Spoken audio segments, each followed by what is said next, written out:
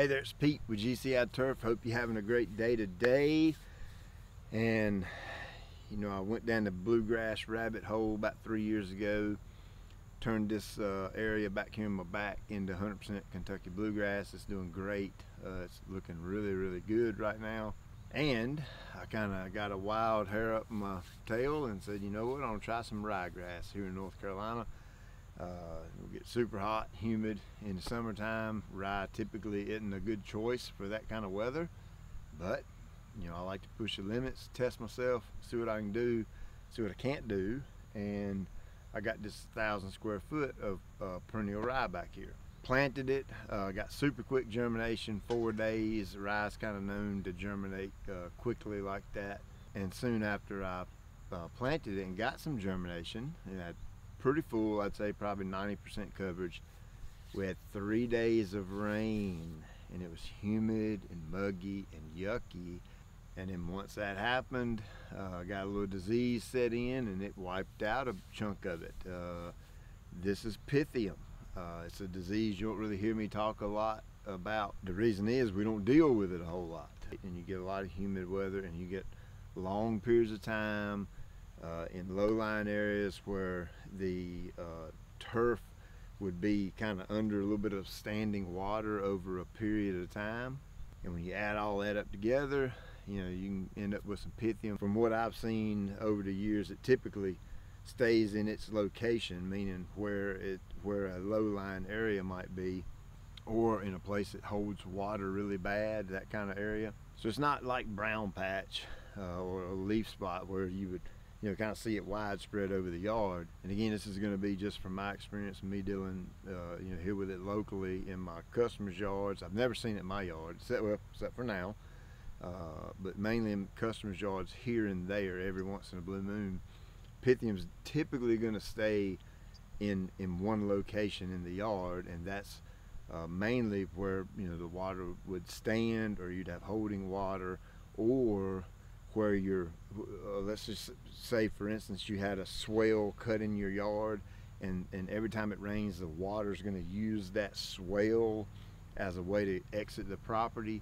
You know, that would be a good location for it to show up, as long as the weather's right and dictates it.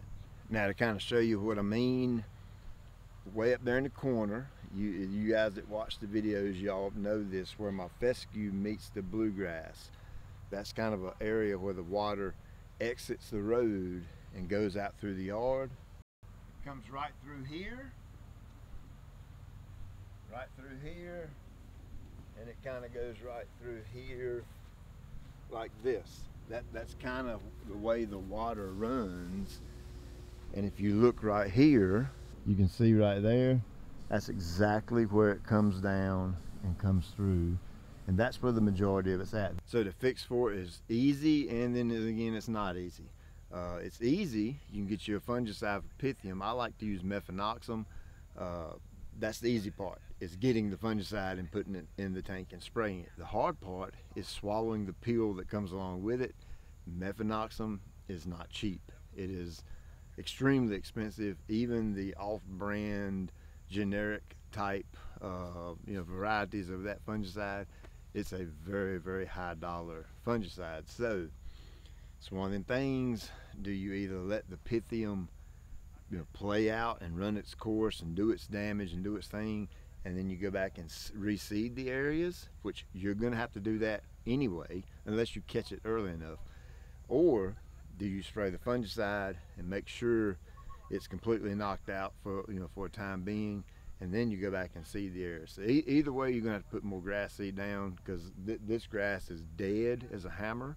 It's not coming back. There's nothing I can do to make it come back. So I'm gonna get this mowed right quick, and then we're gonna come out here and reseed a few areas, and then we're gonna spray the fungicide on it, and we'll go back to watering again. And I'd say in a week I should have the new grass back up and we'll be back on track.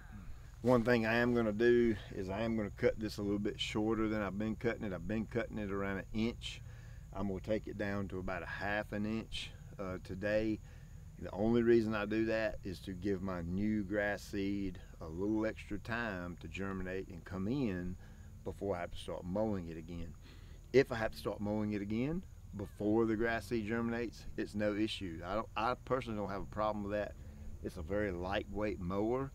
The ground is firm, so I'm not going to be rutting it up, and the ground will be kept moist out here. I keep the seed moist. That way the seed will physically stick to the ground. That way my mower doesn't disturb the seed and pick the seed up and none of that. And this is just an old-timey push reel mower, so there's really no harm of it actually picking grass seed up and moving it around from place to place. So I'm good with all that.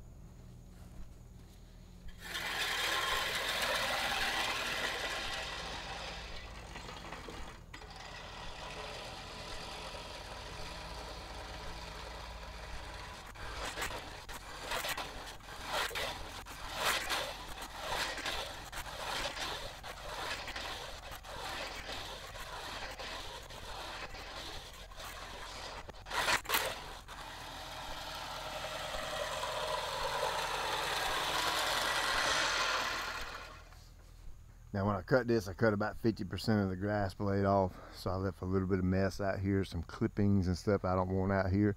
So I'm gonna take my blower and just scatter them out.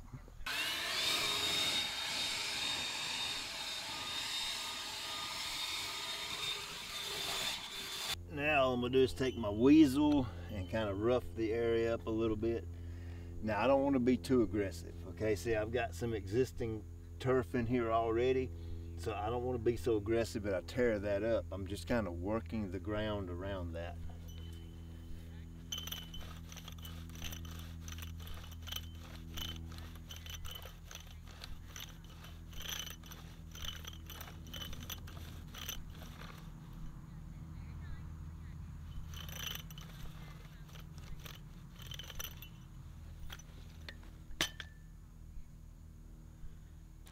Now you can see that's kind of roughed up, but I haven't damaged any of this existing turf. It's still intact. And then I'm just going to take a little bit of seed.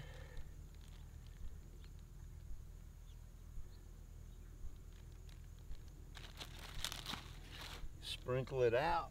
And I'm going to go right back over the same area lightly. I'm not even putting any pressure downward. I'm just basically holding it and running it backwards and forwards and kind of mixing that grass seed into the ground. If you want to take your foot and kind of pat it down a little bit, that's okay. And now all I got to do is get my fungicide down, and then I can go back to watering it tomorrow, and I'm good to go. So I ain't got time to show you the rest of it. You can see it's about dark, the sun's going down. I got to go in and get ready for the work week for this coming week. But all I'm going to do is finish fixing these spots out here, put a little seed on them, come out, spray my mefenoxam, my fungicide, and then I'll resume watering first thing in the morning, and my normal watering schedule, 2 or 3 times a day just to keep the seed moist. And this will come on in 4 or 5 days, and we'll be back on track.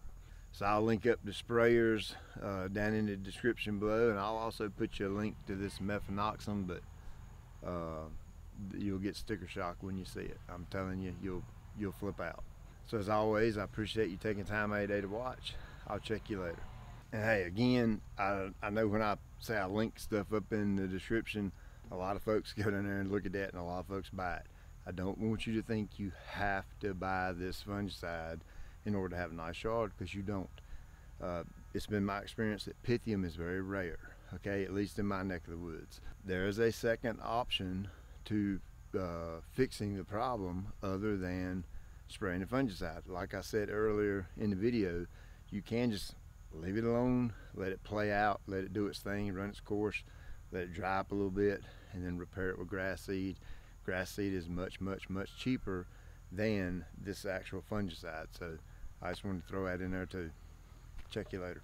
I forgot to show you this. If there's a larger area, you can see all this, and I got some brown, yucky, dead grass in there. I want to rake that out and get rid of that before I seed. And I'm using this groundskeeper. It's a great rake for that. And I'm just raking it hard enough, or I'm putting enough pressure where I pull out the brown, but I leave the green. I'm not mashing down and really digging. I'm just basically letting it glide right over top of the ground, and it'll leave the good grass and pull out the bad.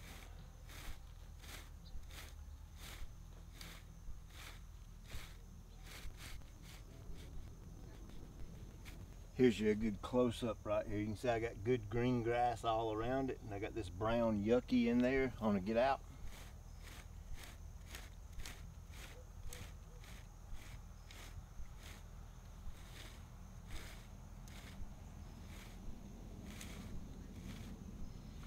You can see it pulled out pretty much all the brown. May leave a little bit in there, but that's okay. I just want to get rid of the majority of it. Now I can put my seed down, weasel it, put my seed down, weasel, anything to give me seed to soil contact, and I'm good to go. Check you later.